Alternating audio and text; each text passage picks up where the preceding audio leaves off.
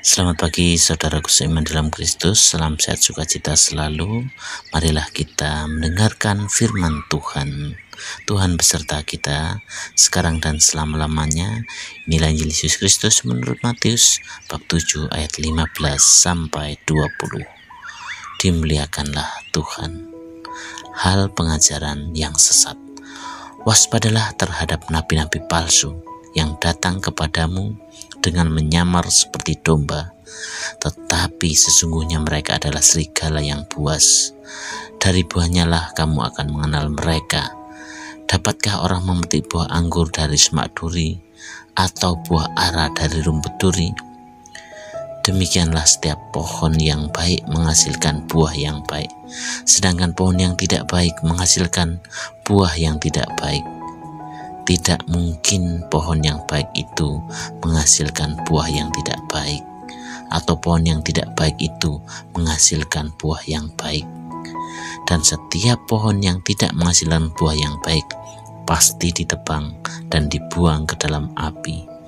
Jadi dari buahnya lah kamu akan mengenal mereka. Demikianlah sabda Tuhan, terpujilah Kristus.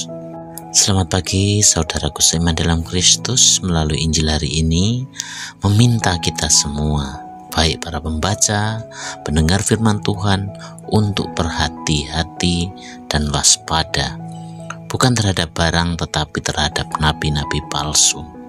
Mereka menyamar seperti domba, tetapi sesungguhnya mereka adalah serigala yang buas. Mereka, nabi palsu itu, sepertinya memberitakan Injil, tetapi ternyata motivasi dan tujuannya untuk kepentingan diri atau kelompoknya, seperti mencari uang, mencari kemuliaan diri, melayani perut mereka sendiri. Bahkan yang berbahaya adalah memanipulasi Injil atau memutarbalikkan kebenaran Injil dengan kebenaran ajaran sendiri yang tidak sesuai dengan Injil Kristus. Saudaraku seiman dalam Kristus, kata waspadalah menunjukkan suatu bahaya yang sedang mengancam kita. Ancaman itu bisa secara fisik maupun non-fisik.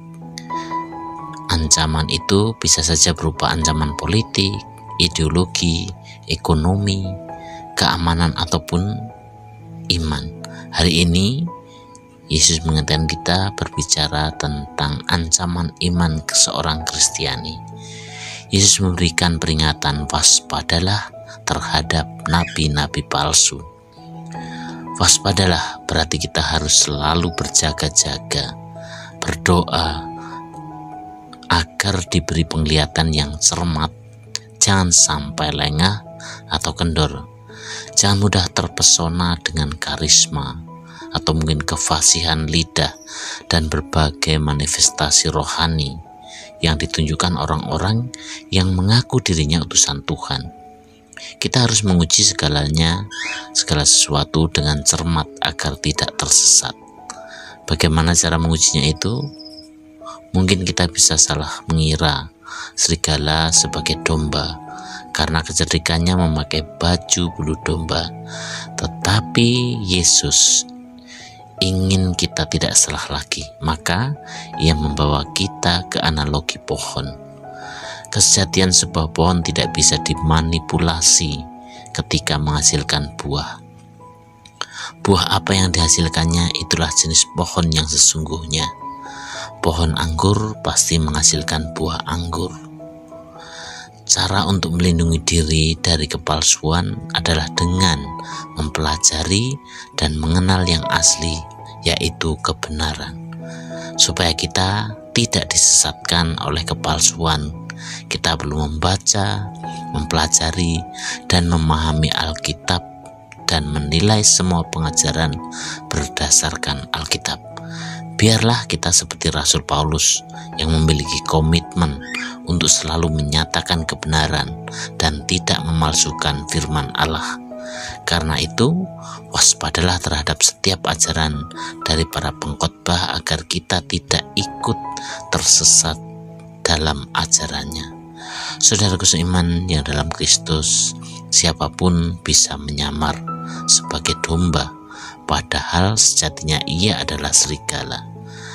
Dalam bahasa Yesus, nabi palsu bisa dan biasa menyamar sebagai pohon anggur atau pohon ara, padahal kenyataannya ia semak duri atau malah rumput berduri.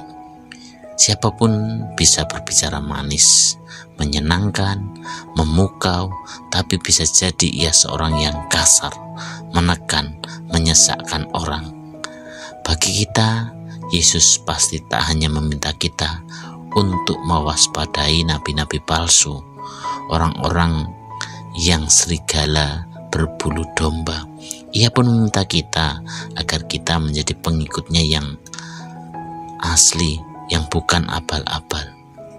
Cara yang dapat kita lakukan adalah menanggalkan kebiasaan lama kita.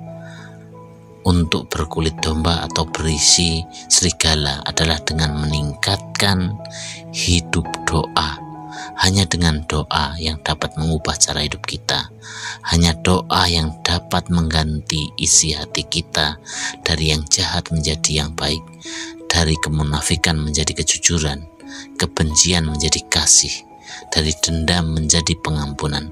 Karena itu, kita harus mendekatkan diri lebih dekat dan lebih erat lagi pada Yesus, agar Yesus sendiri yang mengubah kita, sehingga kita mampu menghasilkan buah yang baik. Semakin dekat kita dengan Yesus, maka semakin baiklah buah dari perbuatan hidup kita. Sebaliknya, semakin jauh kita dari Yesus, maka semakin buruklah perbuatan hidup kita.